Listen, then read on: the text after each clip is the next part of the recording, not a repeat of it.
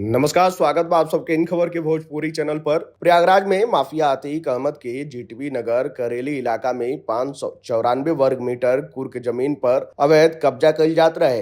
एकर जानकारी होखले पर पुलिस रविवार के मौका पर सत्यापन कैलस, जेकरे बाद जमीन पर कुर्क होखले का बोर्ड लगा दियल गयी।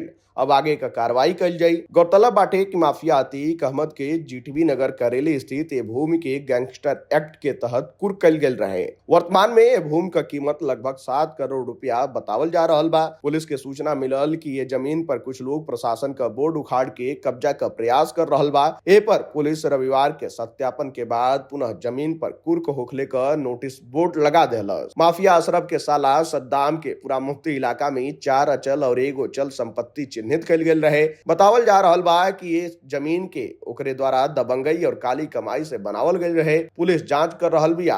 जांच के बाद रिपोर्ट राजस्व विभाग के भेजल जाई। अब राजस्व विभाग का रिपोर्ट के आधार पर आगे का कार्रवाई कल जाई। अतीक अहमद के मौत के 1 साल बाद भी ओकर बेनामी संपत्ति मिल रहल बाटे।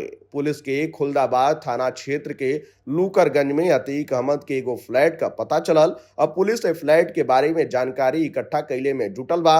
पुलिस राजस्व विभाग की मदद से ये बात का पता लगौले का कोशिश कर रहल बा कि फ्लैट केकरे नाम पर खरीदल गई रहे। इस संपत्ति का कीमत मौजूदा समय में 1 करोड़ रुपया से ज्यादा बाटे। पुलिस नोएडा में अतीक अहमद का करोड़ों का आलीशान मकान मन्नत के कुर्क कर देलस।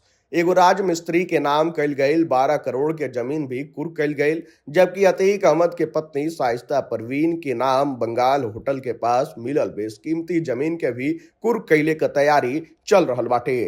अतीक और अशरफ के मौत के बाद भी अतीक के परिवार का मुसीबत खत्म नइखे होत।